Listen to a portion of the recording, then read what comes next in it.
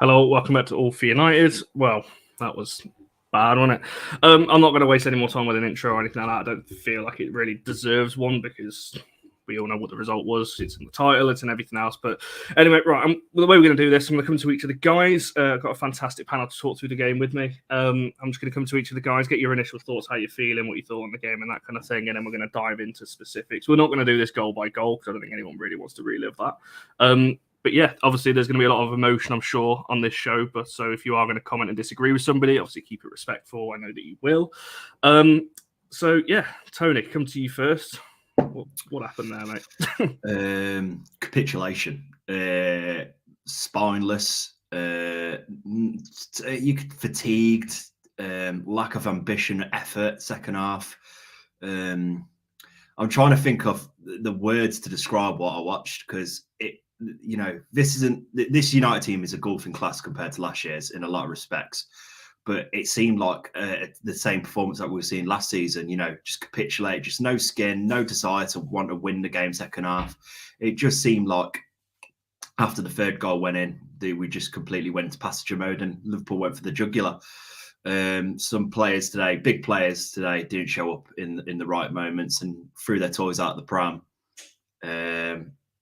It's hard to describe it because how can you describe a 7-0 apart from saying that's awful, that's rubbish, that's this, that, and the other. I'm trying to look for the positives, which is very hard. And I think, just awful. Just an awful day. We weren't the scoreline I was expecting. I did think Liverpool would give us a tough game. And I did think we could lose this game quite easily. Anfield's a really hard place to go to. And good teams, great teams have gone to Anfield in the past few years and lost comprehensively to them.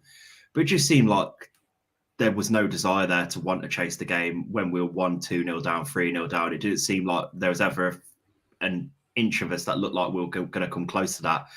And, 7-0 in hindsight is a flattering scoreline to us. I think they could have easily have got 10. If there was another 10 minutes in that game, they'd have got another goal or two, 100%. They were all over us. And our players just completely gave up on the game and didn't want it at all. Like I said, I'm trying not to be negative because we've had such a good run this last few months, and I think it's hard for me to slate things, but you can't not slate things today. It's brought us back to reality. It's brought us back down to earth a little bit. I think Ten Hag's got a big job on his hands now to kind of get the boys' heads back into shape after this, because this defeat is not only embarrassing, it's demoralising as well to everyone involved. No, 100%. And well, like I said, I'm not going to say anymore. I'll just come to each of you first and see what you say. Is Dan or Field, as other people know you on this channel? I don't know what previous hosts have called you, but I'll roll with whatever I feel like at the time. Just a mixture.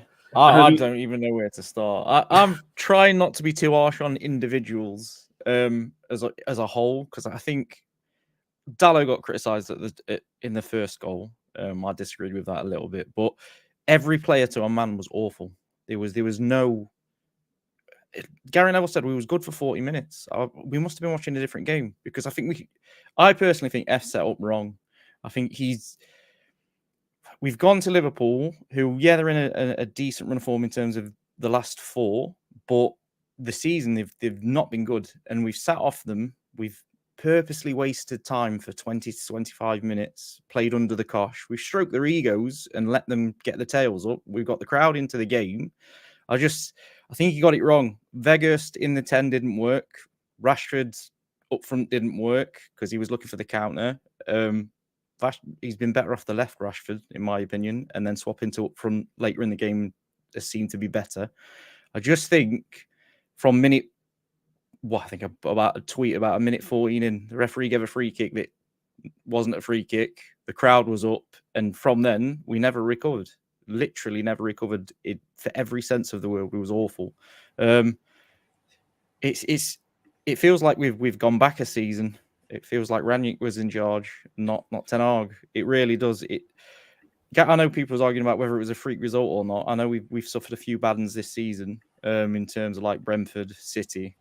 This is obviously the worst for 80 years, which is not fantastic. But it felt like watching a completely different team to what we've seen. Now, I said to a few friends that tiredness would catch us up and I thought it would be this result that it caught us. I was thinking maybe a 2-1 or a 3-1, not a 7-0. The way it's caught us up is madness, and the way the players just fell back into old routines was mad as well. The only slight positive for me is Maguire was nowhere near it, because I dread to think the abuse he'd be getting tonight if he had dropped some of the performances that have been dropped today. I don't know. I think there is no words to describe what we saw. It was just shocking, absolutely shocking. I think we're going to hear that word a lot over the next hour or so, or however long we're live. But Callum, I'll come to yourself. Thanks for coming on. Great to have you back involved on the channel. What do you make of that? Then obviously I know it's going to be similar sentiments, but what do you reckon? Well, I'll just let you just fire away on what you thought on it. Yeah, no one could obviously call that today. As well, you know, I think over the past probably 6 months, I think these players in general have probably rebuilt a lot of the trust that they lost from last season. Look, today was awful. It was, let me rephrase. The second half, the capitulation in that second half was almost unforgivable. United don't tend to concede. Well, United don't tend to concede or lose games like that very often in the history. And when it does happen, it is a bit of a freak result. You know, like I say, it doesn't happen a lot. The problem with today is it happened against Liverpool at Anfield. The thing that I can't forgive about it is the idea that they gave up. You know, they just didn't do the job properly. They couldn't be bothered doing the job. It was so disappointing after the trophy last week and after beating Barcelona and the form that we've been on and the football we've been playing. It was, you know, last season we had quite a few of these sort of dark days, but that second half today really was quite a dark experience. There wasn't really any football to analyse for that second half. Liverpool, I don't particularly think Liverpool were amazing. I think they just completely capitalised on an utter capitulation of constant mistakes, constant lethargic effort, and that's what they did. And when you play like that at Anfield, they will absolutely bully you, and they did. They bullied us, and they ended up winning 7-0.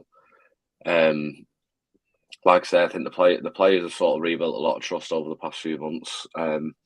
This is a massive freak result. It doesn't happen very often. To listen to the likes of Graham Souness saying, "Oh, well, it's happened. You conceded 6 and 4 earlier in the season, so how is it a freak result?" Well, we also conceded 6 goals in one season when we won the league. These kind of games can happen. It's just a shame and a really massive disappointment that it was against Liverpool at Anfield. I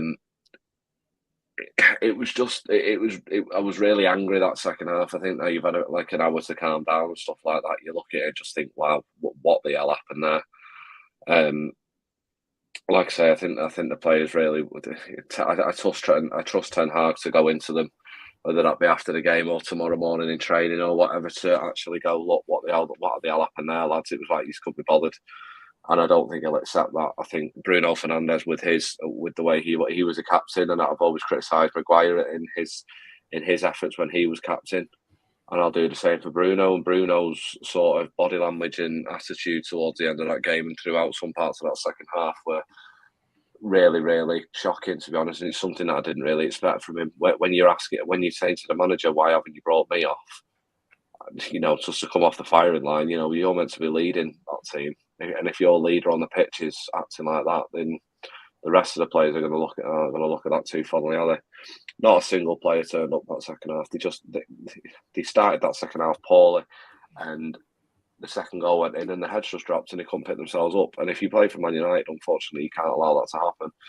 So, really disappointed, really angry, but we won a trophy last week. Hopefully, this is genuinely just another blip. There's still a few things Ten Hag needs to build on. You know, there's still players there that shouldn't be there. What we just need to do is, obviously, we're all angry and hurting now, and it'll be one for the history books this today. But we need to just remember that the progress we've had throughout the season, and continue to allow Ten Hag to build, and just take the abuse us as United fans will all get at work tomorrow, and just go, look, it's the way it is. It's happened. Just really disappointed. I'd like to hope with the way that the players have conducted themselves over this season, I'd like to think in previous seasons we were all like, oh, they don't care. But I'd like to think this season, after a sort of performance and a result like that, that they do care. And I hope that every single one of them is actually ashamed of themselves tonight after that performance.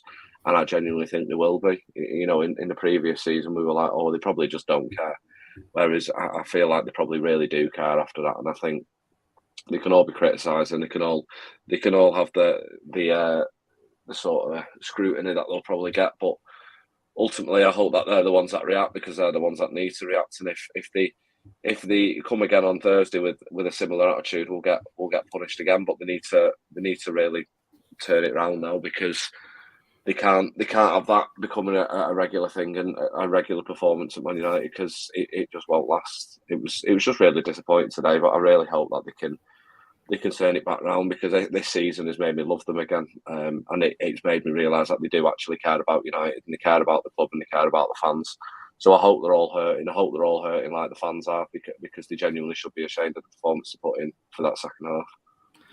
I mean, Marcus, that's the thing, isn't it? You know, the fact that, as Callum said there, we all fell back in love with this team this season. We were like, oh, you know, especially after the start. I know we had the City game, you know, at the Etihad. It was a heavy score there as well. We pulled it back a little bit more respectable.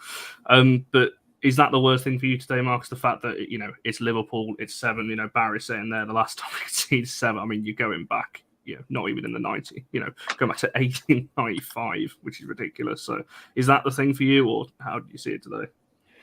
I mean, it's hard to follow up what Callum said, because he's taken the thoughts out of my brain. I mean, when you lose a game 7-0, it's really hard to analyze things. You know, what is there to analyze? For me, yeah, everybody was saying the second half was the real problem, but even in the first half, I didn't think we looked up to it. You know, yes, we created chances at the other end, but we weren't keeping the ball for long periods of time. We weren't actually sustaining pressure. Every time we'd get a chance, Liverpool would go up the other end. You know, even in the first 10 minutes, I thought they were the better team. So it's one of those games where everything that went wrong just did go wrong. You know, everything that could have gone wrong did go wrong. And when I saw the lineup, I don't know, I just had a feeling that something bad was going to happen, because seeing Bruno out on the left, it was confusing to me. Seeing Weghorst in the 10, again, I've got nothing against Weghorst, but against teams that are intense, that press really high up and tend to rely on just being very ferocious like Liverpool do, I don't think he works well in the 10. We saw it against Barcelona. He came off, I believe, at halftime in the Barcelona game, and our performance changed completely. Rashford playing through the middle, again, I don't really understand that one as well, because I guess the logic is you want to hit Liverpool on the break and you need his pace, so I kind of can understand it, but, you know, moving your best players out of their best positions to accommodate players who are worse in the team has never made sense to me. It reminds me of when Pogba used to do it with Oli, putting him out on the left. I know why he did it. I understand it. I just don't agree with it, because at the end of the day, you should always play your best players in their best position and then build the team around that, in my opinion. And yeah, man, that's one thing Ten Hag needs to take a bit of blame for. Otherwise, you can't really fault him too much, because at the end of the day, I guess what softens this blow is how magnificent we've been before this game. So, you know, it is hard to sit here and just criticize Ten Hag, because there's a part of me that looks at that and thinks it's just one of them days, you know, it's just one of them days. There's not a part of me in today's game that thought, oh, here we go again. You know, these players are back. I still do retain a lot of the faith I've had in this team all season. It's just such a confusing result, because when you lose 7-0, it's really hard not to not lose confidence in the team, you know. But yeah, I have faith we'll bounce back. It's just going to be interesting to see how the hell we do it after that, because losing 4-0 to Brentford away is one thing, but losing 7-0 to your biggest rivals, I'll be really impressed if we go on a really good run now after this. We don't have a long to prepare. That's the frustrating thing. At the start of the season, when you have less games, at the moment, we're still playing 2 games a week, and we're going to until the international break now. So it is just going to be straight into the next one. I want to start with the selection. You mentioned, a couple of you have mentioned the selection and things like that. So I want to start there before we look at some of the things, particularly in the second half. Because this comment says here, when United do well, Ten Hag is so praised, they must accept responsibility for overplaying players and poor team selection. I don't know if I agree with that too much. But then obviously, Marcus, you just mentioned it there as well, which agrees with that comment a little bit. Talking about Bruno on the wings and Weghorst on the 10. That is something I want to talk about because for me, Trent is the weakness. So you stick the most informed player in Europe right now on him. And I think to bring Rashford into the middle, for me, was a bit of a mistake because you're then leaving, as bad as that Liverpool defence has been, I feel like you can get at Trent on that side. But that's just my opinion. I think Bruno's wasted out there anyway. So I'll open this up to a discussion. Any one of you can jump in first on this about where Weghorst, Bruno and Rashford in particular are all kind of playing today because we created a few chances, but maybe not as much. Can I jump on that one? Because it was frustrating for me because, like you say, Trent is the weakness you would look at to run at, especially with Rashford. But for me, Weghorst up front, he always triggers the press. So when he's up front, he'll start the press. Fernandes follows the press. And once them two go, the other players tend to fall in line. And we've seen it quite a lot over the last few weeks. In terms of the lineup, we've seen it for a few years now. And I would say Ferguson did it the odd occasion, but not all the time. We go into teams like today and we're playing the occasion instead of playing the way we want to play. And Klopp doesn't do it. Pep Guardiola doesn't do it. And top managers don't do it. They still play their way. I think you got to look at the quality of both teams, though, of all their teams compared to ours. Like, I'm not saying the starting 11. I'm talking about the squads as well. Like, no offense to United's our team or anything like that, but when you've got players like Firmino and Jota to come on the pitch, who are both Premier League winners, and we've got McTominay, that's the game changes. One thing that F's had over the last few weeks in particular is credit for his substitutions. Everyone's been so impressed with his substitutions. So, like, the part of that is Rashford's been tiring the right and left back out, and then Garnacho's coming on and taking advantage of that situation. Weghorst has been doing the press, so the team's not had it easy, and then coming off when the space has opened up a little bit.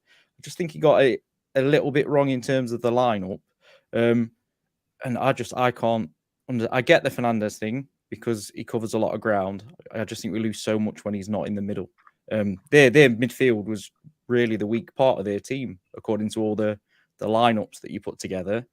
And I would say they dominated us from start to finish. And when you think it was Henderson, Fabinho, and I don't even remember who the other one is, to be honest. It was the young lad, wasn't it? Harvey Elliott. Harvey Elliott, yeah. So, I mean, and I Casemiro had a really off day today for me, but that midfield dominated ours, and it shouldn't have. And I think it's because it was sort of square peg round holes sort of thing.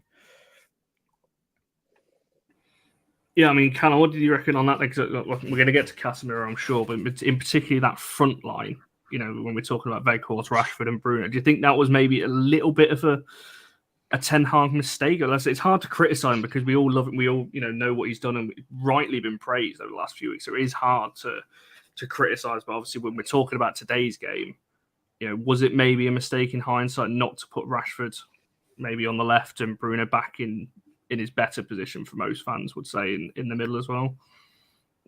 So if you look at everything with hindsight, obviously it always looks different. Look, we've played this kind of team recently and it's worked really well. We've won games and been in form. Whatever he tried today, he obviously wanted to continue that sort of role into the next game, and it hasn't worked. It happens, it's just really unfortunate what's happened today. The important thing to remember here, though, is that there's going to be certain media stations and radio stations that are going to absolutely love this. They're going to pretend that we're now Glazers out again, which isn't the case. We've always been that, regardless of how good we've been. There's going to be pundits who have waffled nonsense, the likes of Graham Souness and Gabriel Bonlahoy, who are going to use this as "oh look, I told you so" kind of thing because it gets them clicks and engagement. Ultimately, today was just a really bad day, and I don't actually think most fans would have looked at that team today and gone, "Oh well, he's gone with a similar to the cup final because it worked really well and we were the dominant team in that game." Hopefully we can do it again at Anfield. It hasn't worked. It happens. Managers get things wrong. It's just a case of got carrying on now, really. Personally, I would have put Rashford on the left. When I first saw the team sheet, I assumed he was on the left. But to be honest, he was barely in the game all day. I mean, he probably was a little bit more in the first half, but that's like the whole team, really. Ultimately, not a single player turned up in that second half, and there's no point singling any of them out. These players who I think that are in the team or in the squad that probably won't be there much longer. I mean, that goes without saying, obviously, but there's no point singling any of them out because they were all woeful in that second half, ultimately. And the front three, really, it could have worked. It has done in the past. It just didn't do today. No, I mean, Marcus, I don't know what you think on this. There's obviously a lot of talk. Weghorst seems to be the one that everyone's picking out in the comments, but looks like it's in that kind of cam role. But, we did create a chance. You think of the Marcus chance, where it played across. It was a great ball by Shaw. We definitely had chances. And I think we're going to talk about, I'll kind of segue into this now while we're talking. And obviously you can have your say on this as well. But when we're talking about moments in a game, Rashford scores that chance. It's easier to look back now, obviously, after a game. Yeah. But Rashford scores that chance. We go 1-0 up, and it's a completely different game, I feel, from there. But was there any changes you think you would have made from that 11 in terms of position and where players were?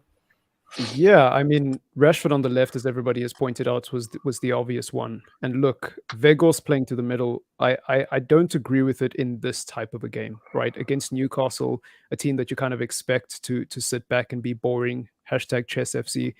They against that type of a team, Weghorst playing in the middle makes a lot of sense. And the thing with Weghorst is it's hard to criticize him because he was faultless today in the sense that I thought he worked really hard. I thought he pressed. He did all the things that he usually does and actually was involved in some of our key chances. The thing is, I just don't think he suited this type of game. So it's not his fault. He was just a victim of being in the wrong position for the wrong type of game, in my opinion. Then you look at Antony and Rashford and the fact that they collectively, and you could count Bruno as well, were not defending properly from the front as a front three. And that caused issues, especially for Delot, because the entire game, Delot was just getting double teamed because nobody was helping him with Gakpo and Andrew Robertson. So it wasn't one thing that you can point at and say, if we had changed this, maybe the game would have been fine. I think it was just a catalogue of errors. And it was just one of those days where everything goes wrong. I mean, I think at least 3 of Liverpool's goals or 2 of Liverpool's goals came from deflections. So... you know what I mean? Like, there's just a lot of bad luck in today's game. And I know when you lose 7-0, it's hard to sit there and be like, oh, we were just unlucky. Of course we weren't. But the goals specifically, I think, symbolize just what happened today. It wasn't an individual's fault. It was the team collectively that has to take responsibility. And for me, no matter what Ten Hag did to change it around in that second half, it was always going to be a mountain to climb, because as soon as they started and got that second goal, you could almost tell the body language of the players and the heads of the players was completely gone. So for me, it was more of a mental issue than a tactical issue today, in hindsight. Look, do you know what? There was sorry, mate. There was some players there today who, the whole thing of it's always, you don't play the occasion, you play the game, and I think some of those players got very, very overwhelmed by the fact that they were at Anfield. I think, yeah. Shaw has been brilliant this season, and he chose today of all days to have his worst performance I've seen for a long time. Delot has been very good this season. He chose today of all days to have a bad day. Bruno, I thought his attitude and body language was shocking. Weghorst ran his socks off, but he wasn't again really in the game. Rashford was completely out of the game all day. De Gea, you saw the difference between Alisson and De Gea there today. Liverpool's first goal started with Alisson.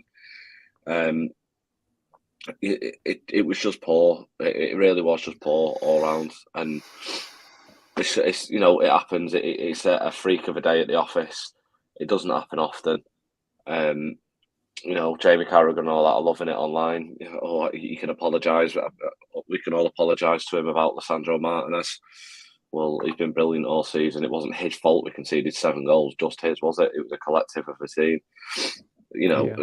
I seem to have done well on Twitter because I'm not seeing any stupid stuff regarding Ten Hag. I saw one video on some moron claiming De Gea was the man of the match for us, but I'll I know the moron you're talking about. Yeah, I know it's your Twitter. It's your Twitter. I saw it on. Yeah. Like it's none of them were good enough today. You can't have your head dropped like that at Anfield and then not be able to recover. If that's how you react and consistently react, then you won't be a Man United player for long. I'm not saying that they have done that, because this season they've been brilliant, but we will really see the mental ability of them this week, because if they can't pick themselves up after that, there's a worry of our season derailing. I don't think that will be the case. But they really, really need to show what they're made of on Thursday. Just very quickly, sorry, Mark, you can come back in after that. I just wanted to highlight this comment very, very quickly, because you just mentioned you hope it doesn't derail. I went to bet anyone who responds to this at 50 at Liverpool finish above you. I was going to publicly accept that, but I thought I'm actually not, because just in case. Well, let's be honest. Liverpool next week will be out of the Champions League to Real Madrid. You've only got the Premier League to play for, whereas like United, we've got hands in different pies at the moment with the Europa League and the FA Cup. So of course, and our squad is nowhere near as deep as Liverpool's, I would say, at the moment. And that's not a knock, but I think. I said this the other week. I said these fixtures are going to eat up United at some point, whether or not we like to admit it or not. You can't play these strong teams every week and not expect to fall in ability and effort. And no one's saying fatigue was going to get to United at some point, right? There's no denying that. But it's just the lack of effort today in the second half, especially. I thought first half, I did think Liverpool were the better team first half. I don't think, I don't agree with what Gary Neville said. I thought Liverpool were on the front foot. We had a couple of chances that, Bruno Fernandes could have scored. Rashford should have took a touch, but these are all lift butts and maybes. I'd like to have seen Wan-Bissaka started today. I thought he was brilliant last week when at Wembley when he came on second half. Dalot still seems a bit hesitant since coming back from his injury. I don't know what it is or things like that. I don't blame him for anything compared to anyone else. But there was a number of things. That just happened today. You just, like Liverpool, I think someone said at 3-0 down, we should have shut up shop, and we should have.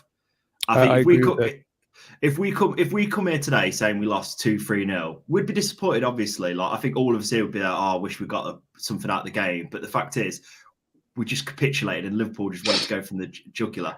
Mate, if they do that, I will literally strip off naked and run across I'll run across Old Trafford naked, mate. If they do that, they're not winning the league. I've said this since January. They're not winning the league. Come on, let's be real. Then we've still got some really hard games to go to. Oh, mate, I'd love United to win the league, but Liverpool. Yeah, you could say that. I think the goal before half time does change a lot of things. You go into the dressing room. Everyone always says that the worst time to concede is just after the second half and just before the half time, because it changes the mentality of how the styles of games go. But instead of Liverpool sitting back like some teams do against us, they went for the jugular. They knew exactly what they wanted from this game. They got what they wanted. They could have scored 10 goals in the second half today if they really wanted. But I agree with Callum and everyone else's comments. I think, it's a freak day at the office. I do think we have enough quality and ability. And I think Ten Hag is a tactician enough to kind of get the heads around for Betis and Southampton next week. Yeah, I think for me, right, the second goal that Liverpool scored was the one that really, I think, destroyed the confidence. Because that first goal, obviously it affected the team. But when you go into halftime and you have that 15-minute period where the coaches are telling you what you need to change, what you need to do, and you're going, all right, lads, let's do this kickoff, and then boom, you concede quickly. It's like those plans immediately go out the window sometimes. And I think that's exactly what happened today, because it's in the subtle things. Like every time there was a throw in, every time there was a corner, every time there was a foul or a free kick, you saw the Liverpool players just gobbing off at the United players. And I think that is what ultimately got into their heads, because, I mean, there was even a moment where Shaw put his knee in the back of Darwin Núñez, and there was a moment where Anthony was getting riled up by Andrew Robertson, and it wasn't even a situation where he needed to respond. Like, he was just going back and forth with Robertson the whole game. I just think those little things add up, because collectively as a team, you're not focusing on the objective. You're letting your emotions run away from you, and then on top of that, the crowd is extremely hostile. You couple that with the fact that you're already 2-0 down within 46 minutes. It was just a recipe for disaster. And the worrying thing about me is the core of our team is still very much the same. Yes, we've got Casemiro in the spine now. We've got Varane. We've got Martinez. We've got some new signings and some new players. But a lot of the players who still play for us have been here for a while now. And the worrying thing is, a lot of them were involved in that game when we lost 5-0 to Liverpool at Old Trafford. Also, the one where we got smashed by Manchester City. Both times, the 4-1 at the Etihad, and I believe the 6-3 at the Etihad this season, right? The worrying thing is how quickly this team can capitulate in such a short period of time, and our inability to say, you know what, we've lost the game. Let's just shut up shop and make sure this doesn't get embarrassing. That's the only worrying thing for me. I'm not worried about Betis. I'm not worried about the rest of the season. I'm still confident we'll make top 4 and all of that. But in order to go to the next level, there needs to be an ability in that team. There needs to be somebody who can get a hold of that team and say, guys, we're 2-0 down, calm down. Like, just look at the way Real Madrid responded when they went 2-0 down to Liverpool at Anfield. Benzema just walked over and just told them to calm down. Ancelotti was expressionless, almost as if he was not fazed at all. We need a bit of that. We need a bit of that arrogance and that ability to just keep our calm. And I just feel like that's the one thing we just don't have yet. And hopefully Ten Hag can develop it, whether that's by bringing in new signings or just learning from experiences like this. Sorry, Marcus. Sorry, go on, Callum, mate. Sorry, Marcus. I wasn't huffing and puffing at you then. Honestly, some of these comments are just fucking bizarre. On the chat, they're really getting to me. Do you know what though? The whole capitulation thing, as much as I think the idea that we're thinking about it really is, it's hard to take just because of where it was today. It was at Anfield. It was against Liverpool. You don't want to capitulate the way we did against anybody, never mind Liverpool. But we're also forgetting we've also come from behind quite a lot this season. So it's not something that happens often. We don't capitulate to the extent that we did today. Something was just really, really wrong today. There's no excuses for any of the players. What happened today was absolutely disgusting, disappointing. And I hope the players are aware of that, and I hope the players know that. But we've also got to remember we have come back from behind a few times this season. We have shown good mental strength in terms of coming back and winning games and coming back to pick points up. So, as much as today is awful, we've also got to remember this season has been good. I'd rather lose 7-0 and have our season than win 7-0 and have Liverpool's season. So today was really bad. It was really shit. But ultimately, they can have the laughs and stuff, but when they're playing in the Europa League or Europa Conference League next year, we can laugh at them then. I think just very quickly, just in my on what I think the comments you were referring to on the rotation. I put this on a tweet, or I think I put it on one of the various groups that I'm in. That when you're talking about rotation, it's very hard. It's not like we've got a stacked bench ready to go that he can rotate. It's hard to rotate when. In the times when we have rotated, we've struggled. Yeah. Like we rotated against the likes of Charlton and Reading and West Ham. And look at what that got us. We had to bring our first team on to get us the win. So people are going on, it's biting him now that he hasn't rotated. Well, who does he rotate for? Because when they've come on, they've not done the jobs properly. They've not got the results. So it just shows that if you do rotate and you don't take your chances when you are rotated, you're not going to stay in the team. So he's very limited in how much he can rotate. It's simple as that. Yeah. I think this winter window, he got shafted a little bit, Ten Hag, compared to some clubs. Like you look at Arsenal bringing in Trossard and Jorginho, Liverpool bringing in Gakpo. No offense to Weghorst, I rate Weghorst as a player, and I think his effort that he's put in the club is magnificent since come in. But Weghorst is not a United quality player. He's not He's not going to be a start 11 next season. And that's not a knock on him. That's just saying, for me, thinking about it logically, he won't be starting next season. We missed it in, people go on about the centre forward. We need a centre forward so desperately this summer, more than anything, like a world-class centre forward. We need players to come off the bench and do this job, because Casemiro looks spent today. Varane looks spent today. Luke Shaw looked completely I can't believe that's the Luke Shaw that had that worldy performance last week. I was at Wembley last week and I was front row, and Luke Shaw was exceptional. And this week it was just there, I'm looking at it like this. We have no injuries from today. We have no suspensions. Fingers crossed they don't pull anything back on Bruno for pushing a ref, but pushing the linesman. But I don't think they will. But I'm looking at it. Just not forget about today. We can forget about today, but the players don't forget about today. We bounce back on Thursday and Sunday and keep going on the top four, chasing the chase for trophies. Yeah, I mean, Bruno pushing the linesman today was like the fact that you brought that up actually makes me laugh a little bit, because that sums up the attitude today. Yeah. And when Bruno did that, I wouldn't have even cared if he got sent off at that point. That's that's how disassociated I was and emotionally disinvested from the game at that point. I almost didn't want to watch the rest of the game. I ended up, just watching till the end, but I just couldn't. My brain just switched off. And I think, Bruno, a lot of people complain about his petulance and his the fact that he's always moaning. Personally, I like that. Usually, I like that. I like it because I interpret it as passion. I interpret it as him having high standards. I interpret it as him demanding the very best and being very mad when things aren't going his way. But today I look at it and I think to myself, man, like he was awful. He was absolutely awful. And I don't know who you guys thought the worst player was today, but for me, it's a competition between him and Shaw, because I just feel like them two were the ones I was most shocked by today at the level of just the body language, the decision making, and just everything. I mean, you could throw Casemiro in there because I don't think anybody expected this performance from him. He's been pretty much perfect ever since his debut or his first 90-minute game. Sorry, Connor. No, I was just going to quickly say on Bruno, because there's a comment as a Liverpool fan. I thought we'd have a few in tonight, fair enough. But you've kept your comment respectful, so that's why I'm bringing it up and addressing it. As a Liverpool fan, I was swapped by Bruno's attitude. I mean, to be fair, he does that most games. It's just my little 2 pence on it, and I'll open this up to everyone because it is something I think it's going to get blown out of proportion, but it is something worth mentioning. To me, there was a comment a bit further on. It almost looked like Bruno was trying to be that guy. So he'd look to the fans and go, see, well, I showed that passion. Because we all say, when we're 5-6-0 or whatever, if you're in that type of game, we want to see the passion from the players. To me, I think Bruno took that a step too far and was trying to get sent off just to say, well, look, I tried. I showed that passion. I slid in and did this and something like that. And it seemed like Luke Shaw was a little bit like that as well. It's almost like, I want to do this so I can show to the fans, look at me. Well, I did that. And the bigger picture, I think Gary Neville said that in commentary when Shaw had that little instant with Nuno. We need these players ready for the next game. The game was already lost. It's irrelevant now.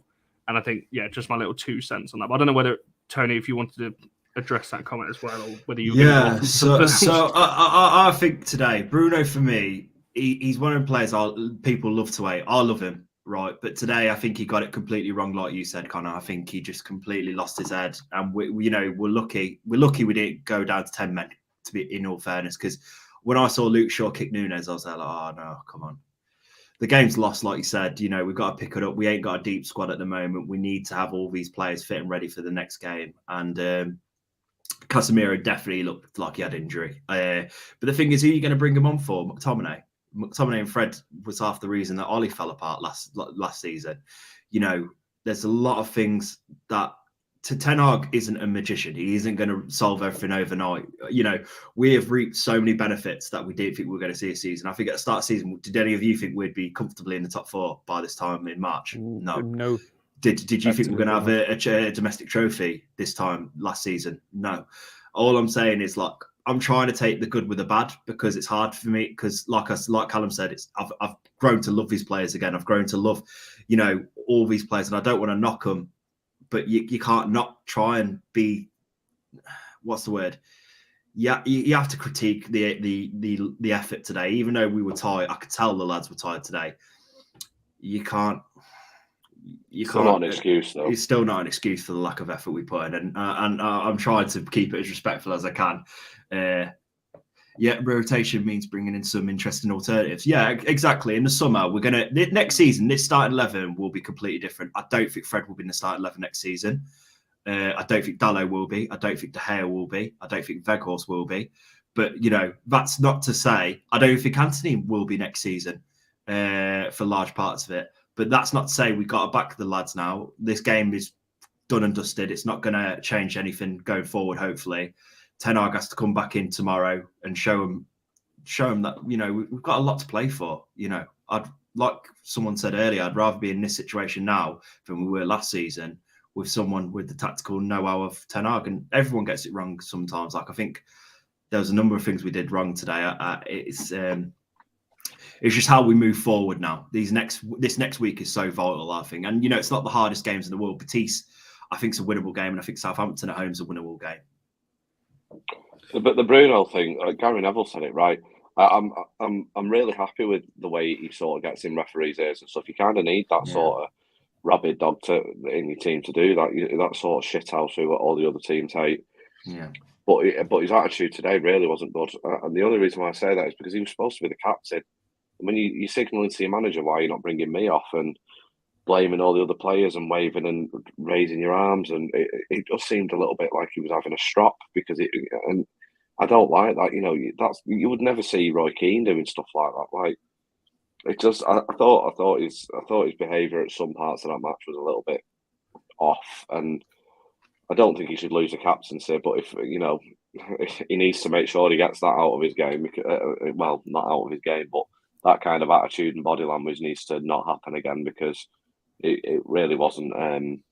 It wasn't what you'd expect from a Manchester United captain. Yeah, I mean, Dan, I'll throw this over to you as well, because you've been awfully quiet. Been sat there patiently for the last 10 minutes or so. I mean, what do you think on this Bruno discussion before we move it on to something else? I'll throw it back to the last time we played Liverpool, to be fair. You remember when, I can't remember who came on, and we give him man of the match because he basically went around kicking people. It was Hannibal, I think. Hannibal, yeah, and that was classed as passion. I think Fernandes just got it wrong today. He was petulant, would be the word, but I mean, when we're losing 7-0 to your rivals, and I don't know how many of the big results he's played in, but there's been a few where he's been on the receiving end of 6 and 5 and 4. He's just lost his temper completely, hasn't he? The Shaw one, I would disagree. I'm glad he did that. And on the Shaw on the other foot, Robertson would have done exactly the same thing. Go and stick your foot in, try and get a reaction. Maybe Nunez will get sent off if he kicks out. Because the Shaw one, he didn't overstep the mark. He just sort of rested his foot against his back, sort of pushed out against his back. That sort of stuff's fine. But Bruno, I think they said he tried to trip up Trent. It didn't work, and he just stopped running. Now, I'd imagine if Paul Pogba did that, I would be going absolutely mental. And I was going absolutely mental when Fernandes did it as well. It's not acceptable. I'd imagine Ten Hag will have him for that tomorrow as well. I would just say that there's a certain player at the club that if he was part of the performance today and did sort of the stuff that we've seen that Fernandes did today and Varane did today, he would 100% get in pelters for it. So all the players deserve to get pelters for it, for sure. They deserve to get pelters is probably the wrong word there. They deserve criticism, but there's going to be some people online who take it too far, I think, and that's when it becomes too far. Criticise and scrutinise and all you want, but I think don't take it too far. No, you don't need to get personal. Like with Maguire's had it really, really bad for stuff like this. Like, I'll throw over to the Dalot, the first goal. Everyone's criticising Dalot straight away for being out of position, but from my point of view in particular, it looked like a tactic. Shaw was following his man into the centre of the pitch, and Dalot was following Robertson into the centre of the pitch, and the cover was supposed to come from midfield. And I think Fred makes the wrong choice. It half did. It came from Fred, but Fred was in the wrong position. Dalot didn't need to follow. He didn't need to go put the pressure on the ball in the midfield. He should have stayed on line. That's where you need a leader to go. Stop! Don't do that. But I think that was an F. Ten Hag wanted that. He wanted the Shaw was doing it. Dalot was doing it all half. He wanted that pressure to keep Robertson off the ball, let's say. And Fred has a little slip, and that's sort of where they got in. But I think just to a man, they all just lost the plot in the second half. That the timing of the goals in particular have really knocked the team for 6. And I think that's the worrying part. If we've got a proper leader, it reminds me of the 6-1 against City. We just kept on attacking and leaving the space. And at 3, we really should have shut up shop. We should have started playing like Newcastle, Chest FC, and just pull it back, just pass around for a bit. Don't keep opening yourself up. And I personally thought Liverpool were excellent today. Like I say, they completely dominated the midfield, and the front three had an absolute field day. But it felt like one pass was enough to get them in 7 times. Just one ball got them in every single time. And it was really confusing to watch, because I know there was you would say fortune, but you earn your fortune in a way. There's a couple of deflections in the way it went through on a couple of them.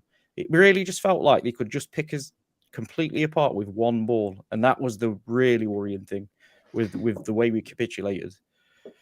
Yeah, I mean, this was Liverpool's best performance in the season by far, right? And it's come at a time when they were just 6 points outside the top four with 2 games in hand. They're now 3 points outside the top four with the game in hand. And so for Liverpool, this had to happen. For Liverpool, this was a statement because they've been having a terrible season.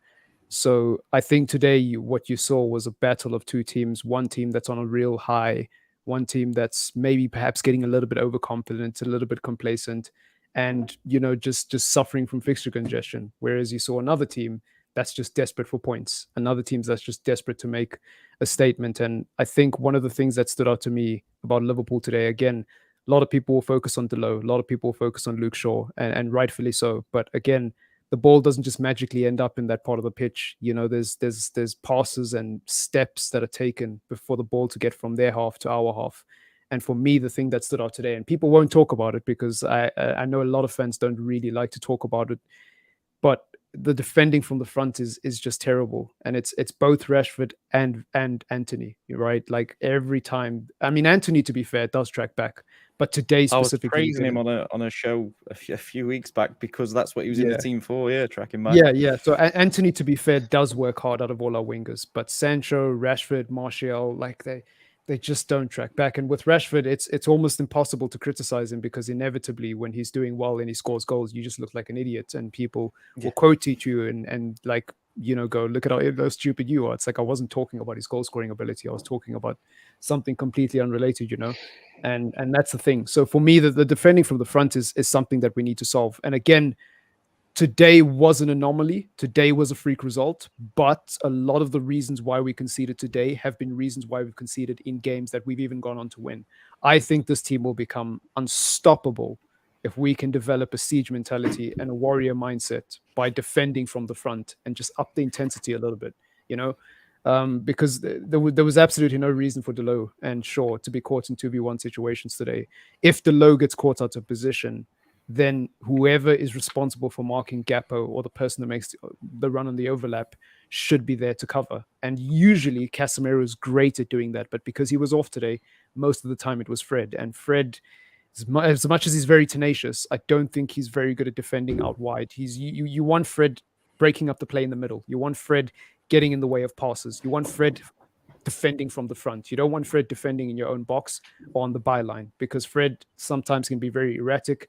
Luckily today he didn't concede any silly penalties or fouls. Not that he ever really does, but you want Fred a little bit higher. And for me, it was just a catalog of errors today. And I guess the one thing I will say, just to wrap up this point, this very long point, I apologize for it, is that for me, the big takeaway from today is whether or not in our next performance we start to see that extra bit of hard work. We start to see people actually going in for 50-50s again. The only player who I saw today who put his body on the line was actually Martinez. There was a cross that came in from Liverpool and he literally, so I don't think De Gea was going to save it. He literally came across and headed it. He literally did De Gea's job for him using his head. Martinez was the only one today who I thought, this guy's a warrior. Even though he's not playing that well, he's a warrior, and he's the reason we didn't get demolished even more. I think that's Sorry, Tony. I just wanted to bring up this comment just very quickly as an outsider. Just very quickly, one word answer from all of you: does this feel different? Are we all in agreement that this feels different to the 5-0 last season that we suffered? Yeah, I mean that was bizarre, but to be honest, it was kind of half expected, I suppose, because of how bad we were at the time. Today was genuinely just crazy. I think the important thing to remember is, look, today really did hurt, and it was really disappointing what happened. But I think we need to remember what's actually happened so far this season. We've had some really good days. We've won a trophy. Ten Hag has shown us that he's the guy that can lead us through these kind of challenges. He's dealt with absolutely everything from the Ronaldo situation to Sancho to other things across the club. He's shown that he can deal with these challenges, and ultimately the season that he's gave us so far, I think it shows that we should still back the players, but we should still be a bit disappointed with them. Well, not a bit, very disappointed with them today. But it's been such a good season that it's just a shame that had to happen today.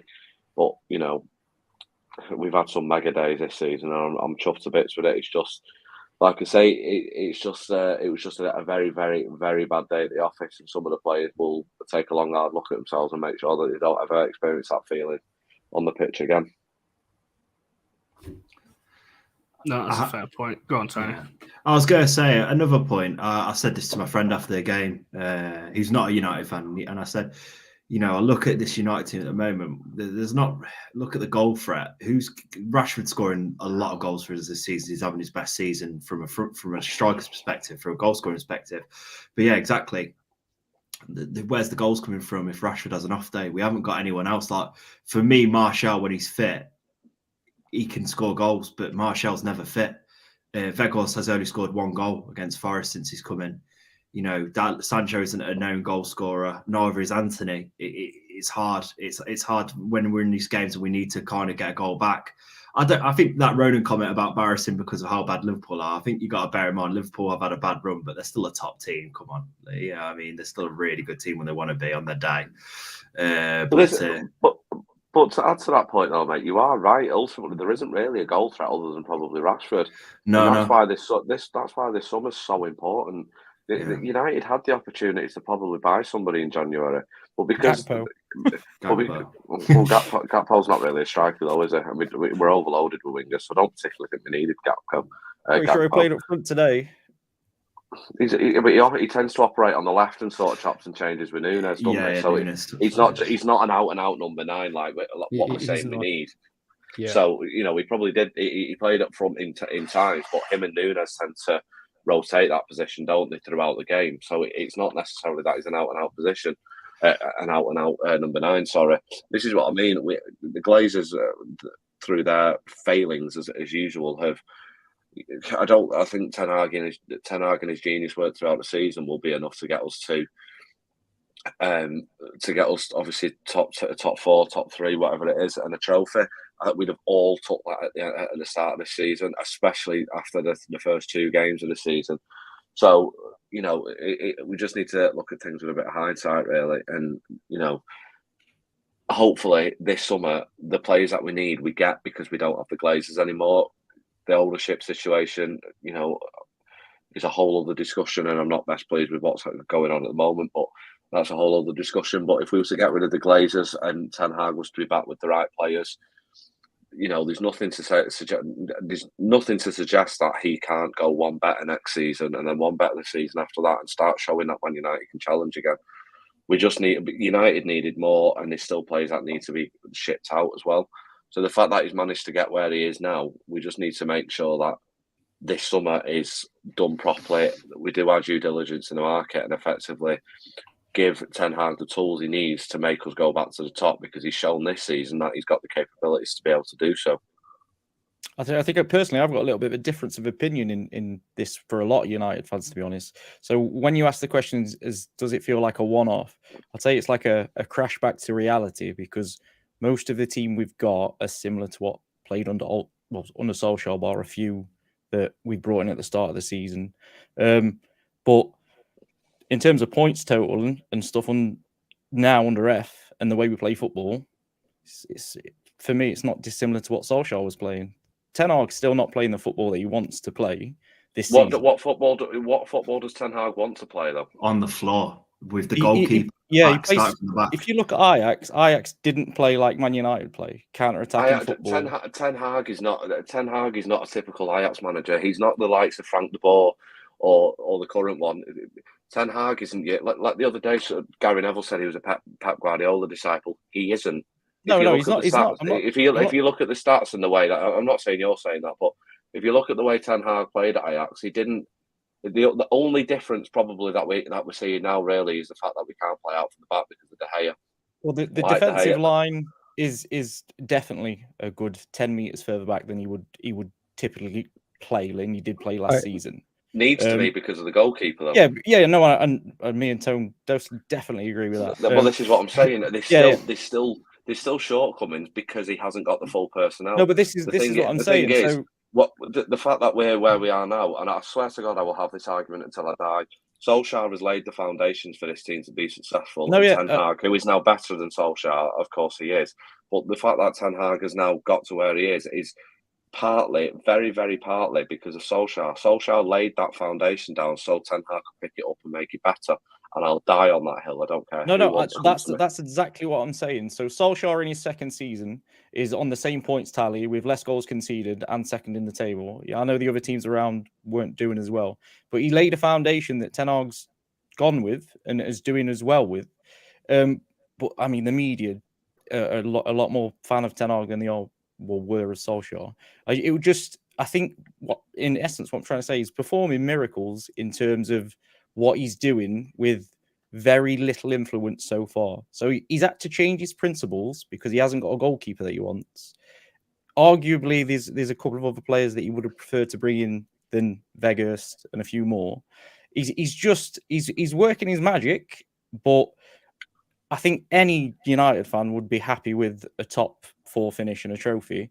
And so I don't think it's going to happen again. I think it's a bit of a freak result, but if he doesn't get backed, we'll be talking again next season that they've conceded 5 because he's not got the players that he wants. I mean, I would like to add to that. That won't be his fault, though. Yeah, I'd like to add to that about the whole Ten Hag thing and how he chooses to play football. Look, it's hard to put a name on it because there's all sorts of buzzwords. But I think what I've seen under Manchester United this season has definitely been an improvement in the different phases of play. I think the problem is you look at that team, it isn't just the goalkeeper.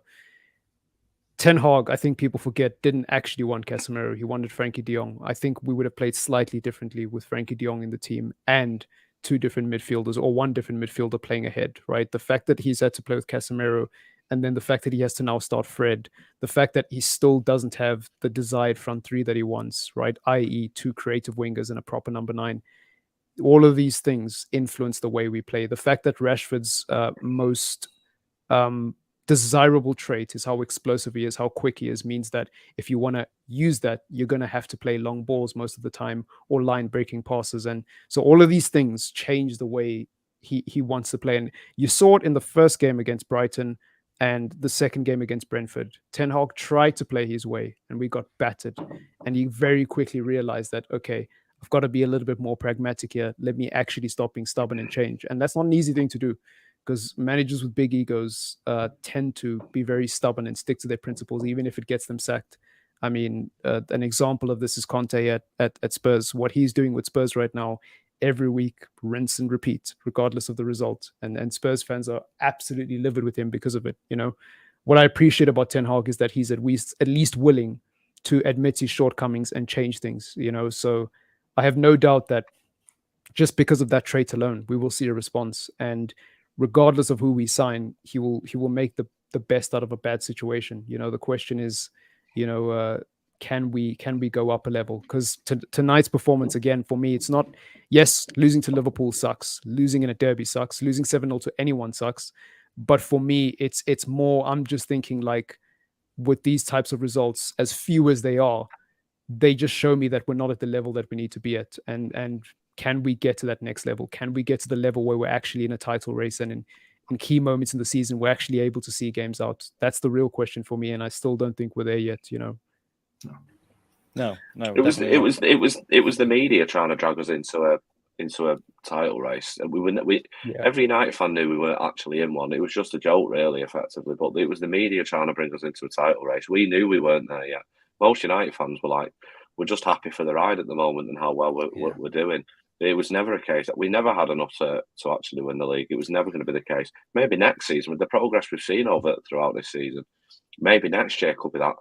But again, it's about getting the right personnel in this summer to help Ten Hag realise that potential and get the best out of the players he's currently got. Look, there are still a lot of players who were there from previous eras, but he's managed to improve a lot of them. You know, Fred looks a rejuvenated player. Rashford's obviously a lot better than he was last season. So, you know, he's improved the current players he's got and brought in some very good players as well. So I trust his judgment on a player that he wants to bring in. So the likelihood of us challenging hopefully a lot closer, it all depends on what happens in this summer transfer market, and it depends on if the Glazers go. if the Glazers go this summer, there's a very strong argument that United could genuinely challenge for the title next year. But we've seen a pattern that in the first season of a new manager, we spend a load of money, and then the following summer with the Glazers, we don't actually spend that money, and then we drop off massively. If the Glazers allow that to happen, they've effectively threw another manager under the bus, like they have just done in January, because they don't care.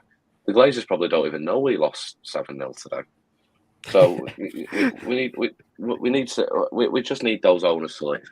It was a shocking day today, but we can see the clear progress. We've had some great days this season, and ultimately, as long as the Glazers go this summer, we get top 4. We've won a trophy. I think most Man United fans will be very happy. No, It's just a shame that this result had to happen today.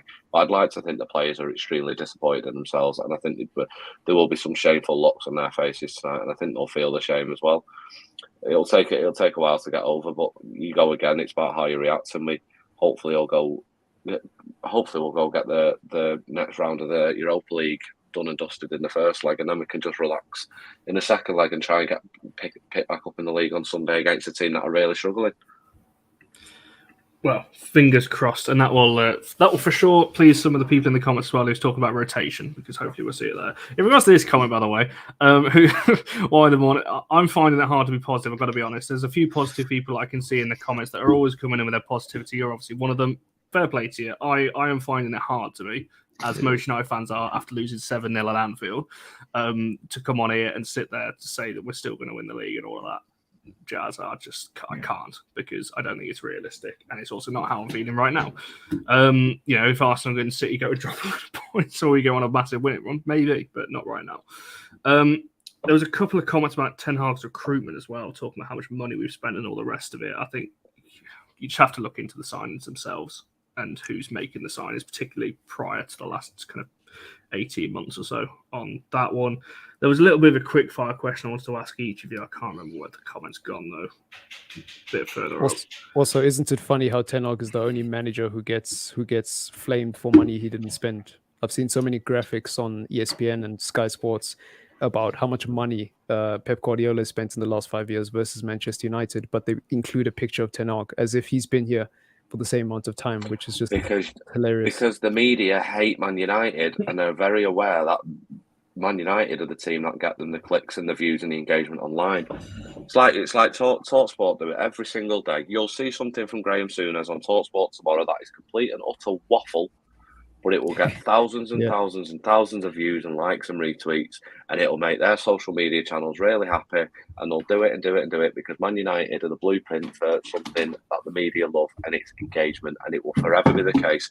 Man United will forever be hated. They're hated because in the 90s and the 2000s and the start of the past decade, United won everything. We literally won the lot, and we became the most popular team in the world, and it meant that they have to get the engagement. So how do you do that? You hate on United and rile fans up. They will do it forever, and it will always happen. You just honestly, TalkSport it's just a joke. It absolutely is a joke. That's Callum's view on that. And to be fair, a lot of people share that view. Other media channels are available. Just thought I'd point that out. I really love it when people who unfollow you after they've got a few followers, so it looks like they've got loads of followers. Dickhead. that's not you, Dan, is it? I know you just followed Cal just before this.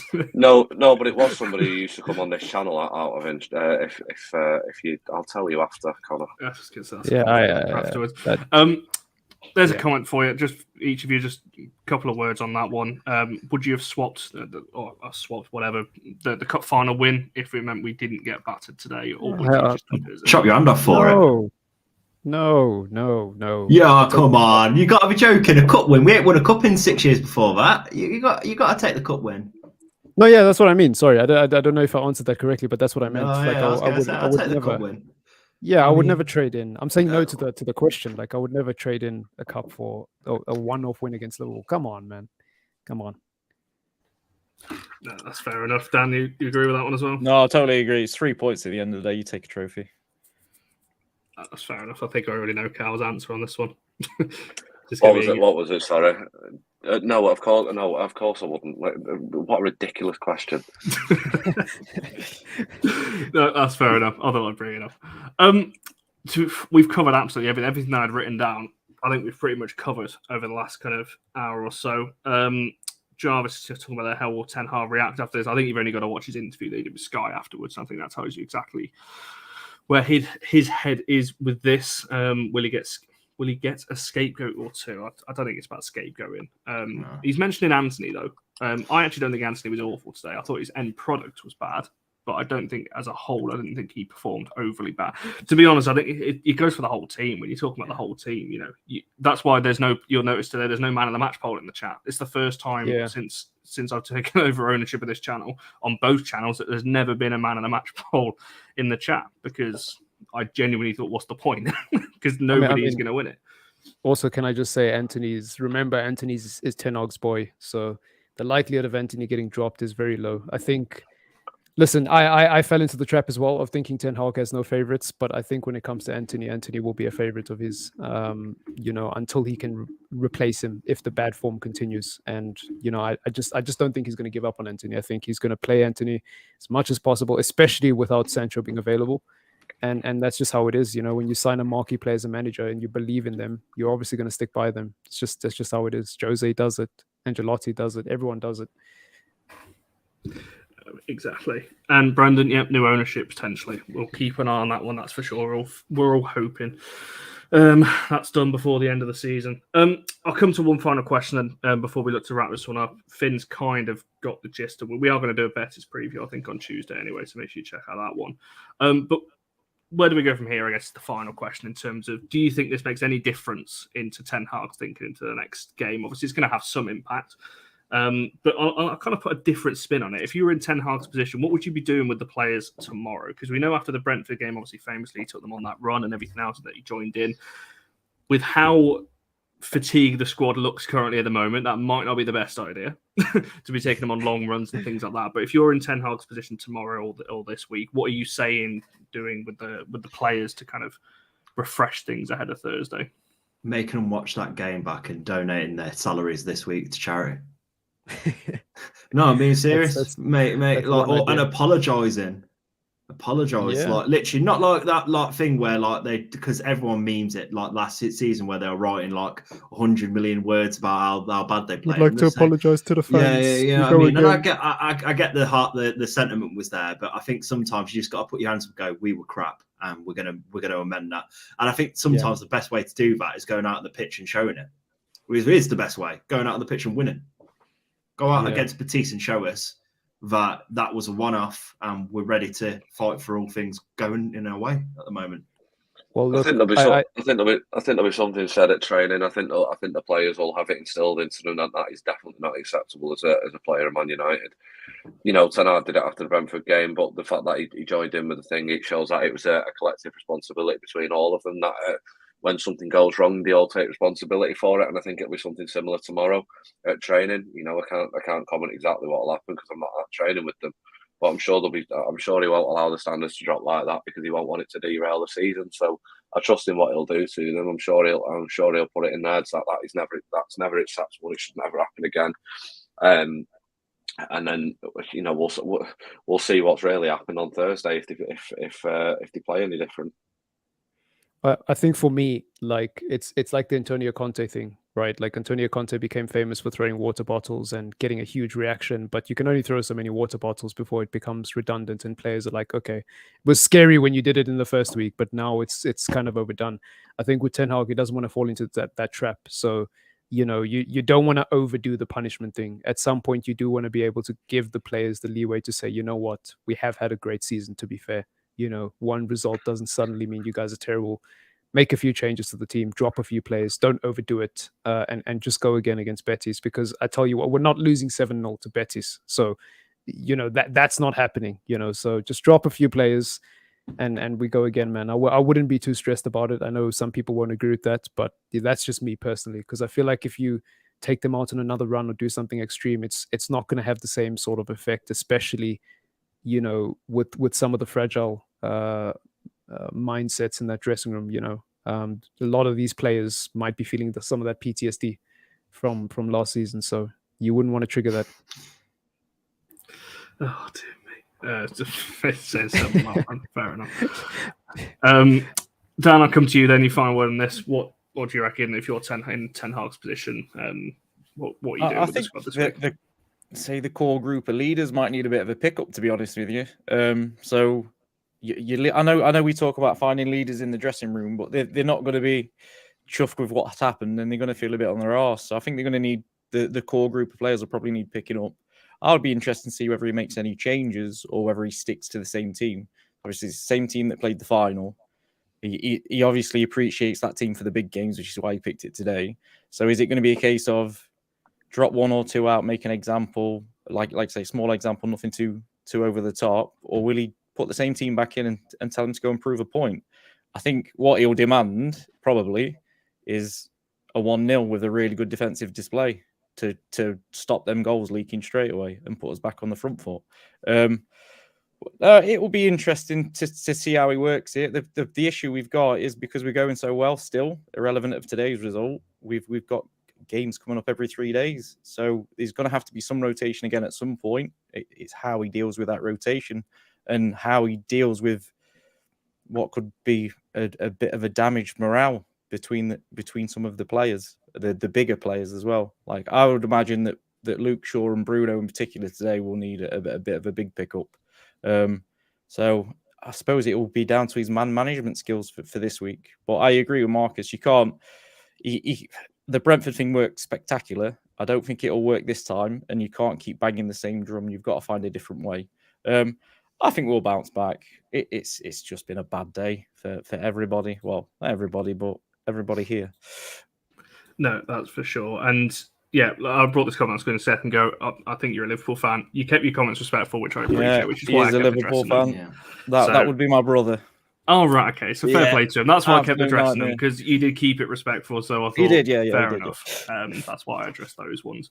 Right, we should look to wrap it up there. Make sure you check out the women's channel while you're here. All for now, WFC will be live tomorrow talking about the 5-1 win over Leicester. They're currently top of the league right now with Chelsea, who are second next Sunday. So that's going to be a big game. I'll come to each of you if you've got anything to shout out while we're on here, because I know that you've got your own Twitter platforms and some of you are writers, some of you are Twitch streamers and everything else. So I'll just go around the house and get you to shout out where people can find you and all of those kinds of things. So I'll do it in reverse all this time, and I'll start with yourself, Marcus.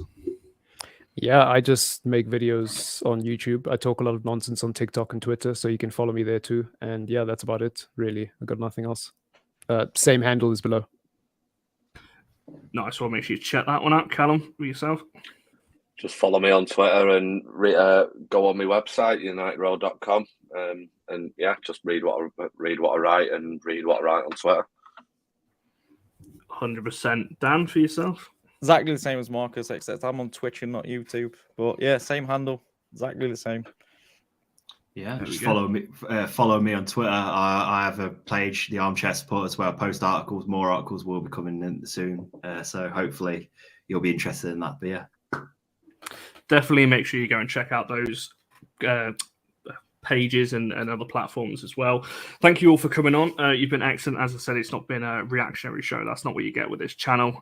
Level-headed fans talking about the game. So that's what it was. Make sure you like the video and subscribe. And like I said, make sure you check out the women's channel. It'll be more of a positive show, I'm sure, tomorrow to talk about the 5-1 win. So check that out as well.